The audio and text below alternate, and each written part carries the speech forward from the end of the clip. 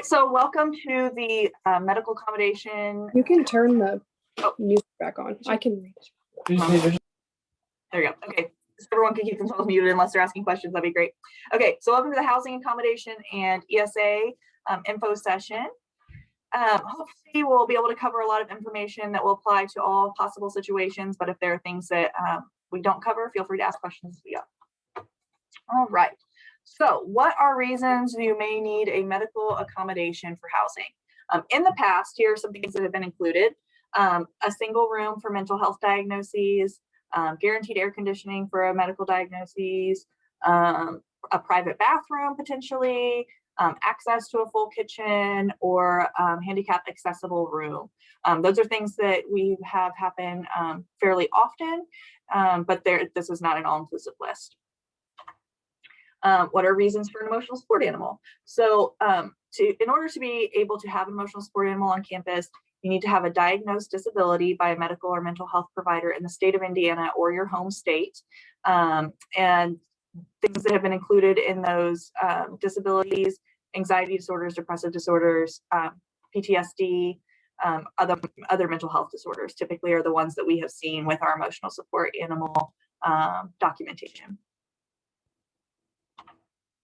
Locations. This question I've been getting a lot, and so I've been trying to tell people to come to the webinar, come to the info session so we can talk about it. But private bathrooms, we have requests for that quite a bit. They're really quite difficult to accommodate because we have so few of them on campus. And so we really reserve private bathroom accommodations for fully medically necessary accommodations. So if you're someone who just needs fewer people in a bathroom for a specific medical reason, suite or apartment living with, just a handful of people or one other person sharing a bathroom may be a little bit easier. So for example, Ogle suites have 3 rooms in them. Every room has its own bathroom. And so that may be a good option for someone if you just need a smaller number of people sharing a bathroom. All upper class housing next year will have air conditioning with the exception of most Wiley single rooms. So Wiley Hall is going to be all singles next year. And so there are some rooms over there that we have air conditioning units for. And so some of those singles will have air conditioning. But so if you just have a medical need for air conditioning for asthma or allergies, that should be no issue, even getting into a room without even needing to go through this process. We can guarantee you the air conditioning and go through it. But if you're especially going to be a rising junior or senior, like there should be no problem getting air conditioning. Single rooms will be located in Coulter and Wiley next year. And so that's where the medical singles will be. It is possible to receive a medical single in a suite if you want to be able to live with friends, and that's sort of like an upgrade. So you can do the single and suite rate if that's something you want to do, but I would need to know that. You need to let me know that specifically. I'll talk about that in a minute. ESAs can live anywhere on campus that you are approved to live. So once you are approved for an ESA, you would apply for your housing just like everyone else, and then that ESA is allowed in your housing location. So as part of the ESA process, you're not getting a room assignment. You are just getting approved for the ESA, and then you go through the rest of the process with everyone else. Okay, so approval process. You need to fill out the request. The form is online. There's 2 locations it could be. So if you've ever had a housing accommodation, you've ever had academic accommodation, you've ever had a sports concussion, COVID, isolation or quarantine, any of that, you would need to go to hanover-accommodate.simplicity.com and log in as yourself and then do a supplemental request. But if you've never had any sort of accommodation, this is brand new, then you would do it as a public accommodation at that link there.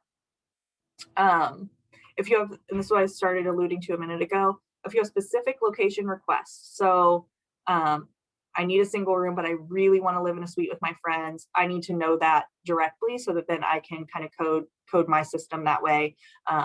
But just knowing that if it is a request above and beyond, like if you need a single room, we could give you one in Wiley or Coulter. But if you want something above and beyond that, then you would pay whatever that rate is, but you would bypass the other application processes as a medical accommodation.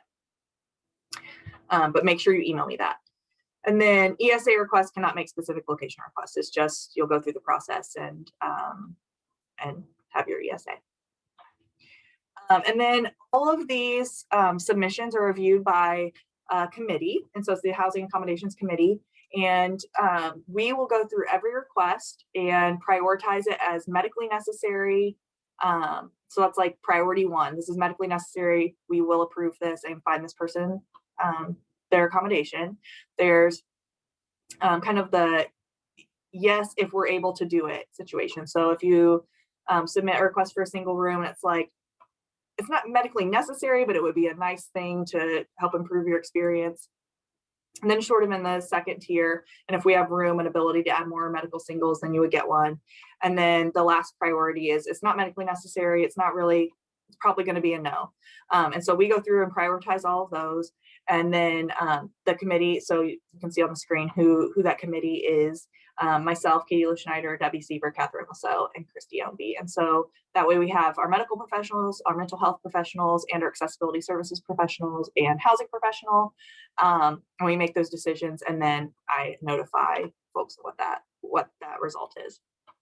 So the accommodation requests are due no later than Friday the 26th at 4 via that Accommodate website, whether it's a public accommodation because you've never done this before, or the supplemental accommodation by logging in.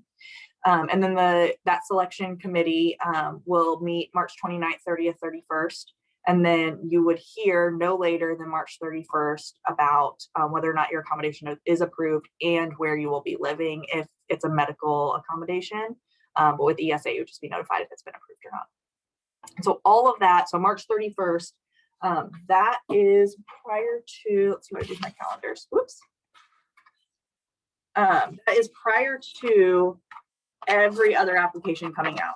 So everyone who is asking, or not every other application, I guess, the special interest housing has been out, but it's prior to all of the general housing. So you would know a yes or no or a maybe before everything else. And so you can start making plans for what that's going to look like if you are not approved for an accommodation. If you have the right paperwork, you have a letter from your medical or mental health provider, it's detailed, it has your diagnosis, it has their recommendation, you will likely be approved.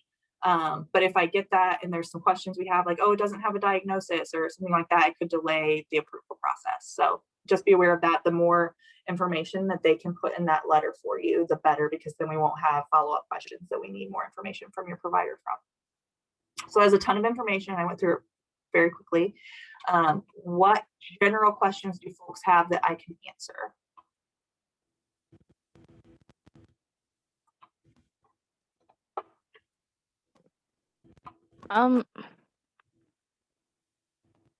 Can you also apply for an accommodation if you're applying for special interest housing? I think that was covered, but I just wanted to make sure. Yes, but what you would want to do if you've applied for special interest housing, let's see, the committee is reviewing those next Friday, the 19th. And so you would want to get your accommodation request in prior to that, so that as the committee is reviewing it, we would make sure to put people in locations that would meet their needs, if that makes sense.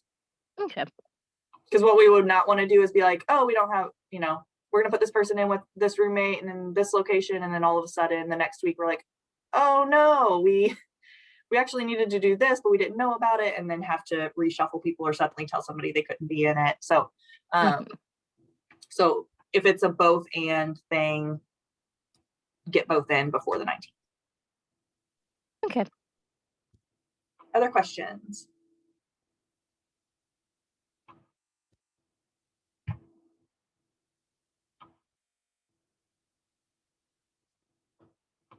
Okay, so I'm going to take off the recording feature so that, oh, there's maybe more questions there. Didn't see that. Okay, a question. Will the townhouses be an option for medical singles with friends? Yes, potentially. What would happen with those, because they're incredibly highly sought after, is that if you are approved for a medical single, I would want you to apply for the townhouses. And then if you are selected based off points, then you would get one of those as a single. What I would likely do is if you would like to live in a suite with friends, tell me that. And then as part of our process, there are some suites where we have so many of them that's not an issue to do now. The townhouse is just so incredibly under demand that we want you to go through the process. So I would assign you something else. And then if you apply for the townhouses and get that, then I would just take you out of that more common, easy to get suite and plop you in the townhouses. So hopefully that answers your question. If you already have a medical single, do you need to get new notes from your doctors? Okay, so if it's a medical diagnosis for a single, I don't need a new note, I just need a new request. And so you can reuse your old note. What I can't take old notes for is ESAs. So as part of our ESA process, we just need a letter that says that the ESA is still a part of your ongoing treatment. But with a medical single for a medical diagnosis, your diagnosis likely has not changed. A diagnosis is a diagnosis. So just need you to make the new request, but ESAs, we need evidence that is still a part of your treatment plan.